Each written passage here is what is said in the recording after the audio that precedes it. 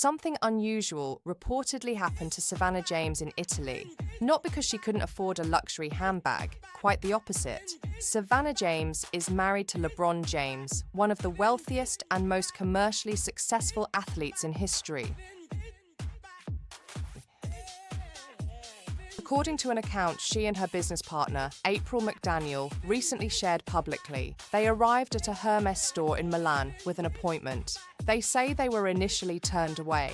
McDaniel challenged the treatment, and according to their account, Hermès then reversed course dramatically. The store was reportedly closed for a private shopping experience. Champagne, caviar, and macarons were brought out. Merchandise was presented. McDaniel says the employee involved was fired. Hermès has not publicly confirmed all of those details. And this isn't about blaming Savannah James for shopping at Hermès. It's about examining what happened to the transaction. Because after the dispute was resolved, they bought merchandise. A customer arrives ready to spend, says she's treated poorly, the situation has to be escalated, the company eventually recognizes the customer's status, and the transaction completes. Hermès still gets the money.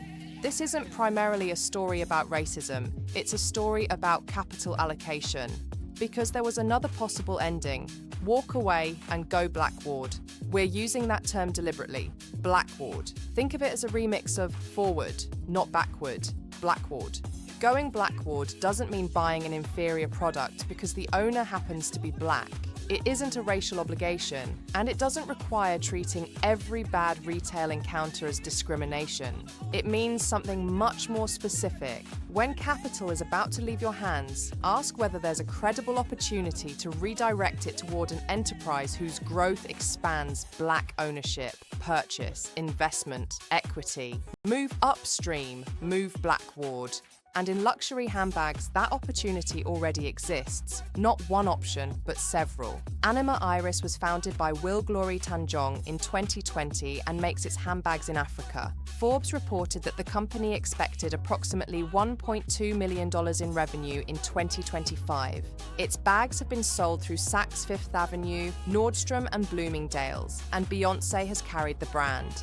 Then there's Telfar. Founded by Queens-born designer Telfar Clemens in 2005, the company created a handbag so culturally recognizable that it acquired its own nickname, the Bushwick Birkin. Telfar's shopping bag became famous for selling out rapidly during online drops. But what's especially interesting is what Telfar did when demand overwhelmed supply. It created the Bag Security Program, allowing customers during designated periods to pre-order the bags they wanted rather than compete for limited inventory. That's an important distinction. Telfar didn't simply reproduce the traditional luxury model of exclusivity. It demonstrated that cultural prestige and accessibility don't necessarily have to be opposites. Then there's Brandon Blackward.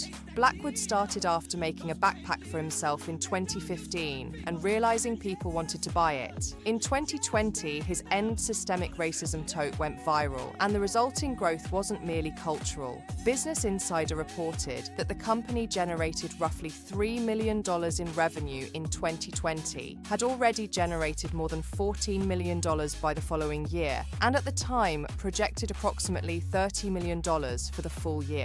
That's not hypothetical demand, that's demonstrated market demand. And Brother Vellies, founded by Aurora James, was created around preserving traditional African design practices while sustaining artisanal employment. James later founded the 15% Pledge, which asks major retailers to commit more of their purchasing power and shelf space to Black-owned businesses. 4 companies, 4 different approaches, and proof that this isn't an industry waiting for someone to invent it. The businesses already exist. The question is how they acquire scale.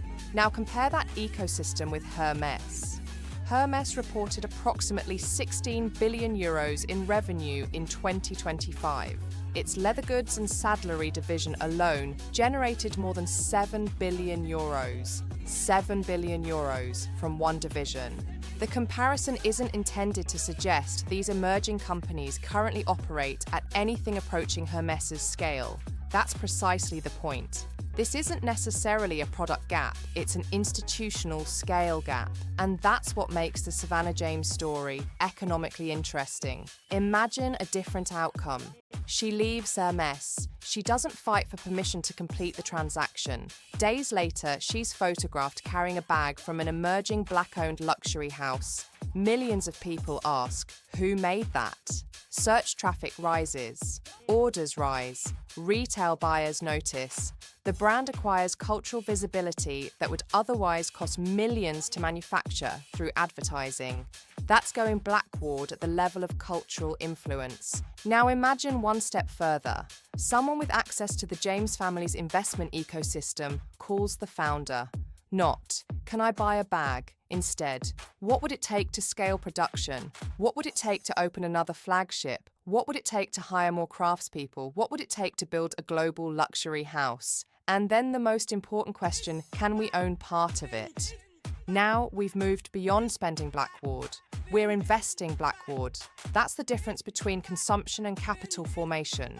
And the numbers suggest this opportunity extends far beyond one family. McKinsey surveyed thousands of American consumers and estimated that Black consumers were willing to redirect approximately $260 billion in annual spending toward companies that better meet their needs. In fashion specifically, McKinsey found Black consumers were up to 2.3 times more likely than non-Black consumers to switch to a Black-owned apparel or footwear brand. So the willingness to redirect demand may already exist. What's missing is enough infrastructure to capture it. And there's another number worth understanding. Nielsen, citing projections from the Selig Center for Economic Growth at the University of Georgia, puts Black American buying power at approximately $2.1 trillion in 2026. Buying power is not the same thing as discretionary income, and obviously, $2.1 trillion cannot simply be redirected into Black businesses. But it tells us something important about scale. Black consumers aren't economically insignificant participants asking corporations for accommodation. They represent an enormous existing consumer market. The more useful number for our purposes is McKinsey's estimate, $260 billion in spending potentially available for reallocation toward companies that better serve those consumers. Now think about that number differently. What if even a fraction of that redirected spending reached businesses in which Black entrepreneurs and investors retained meaningful equity?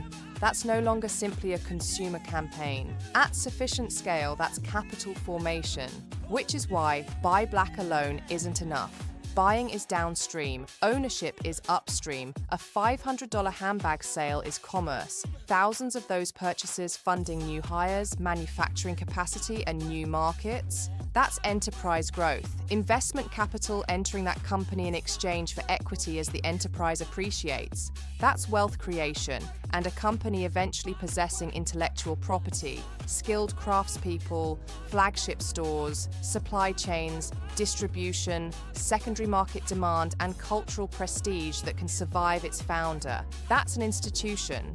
Hermès demonstrates how powerful that machinery becomes. The company generated approximately 16 billion euros in revenue in 2025. But its business model isn't merely a collection of expensive products. Hermès says it operates more than 20 leather goods workshops organized around 10 regional centers of expertise. It operates training schools. It controls most of its retail distribution directly. And it has invested in vertical integration and supply chain security. Then there's what happens after the initial sale.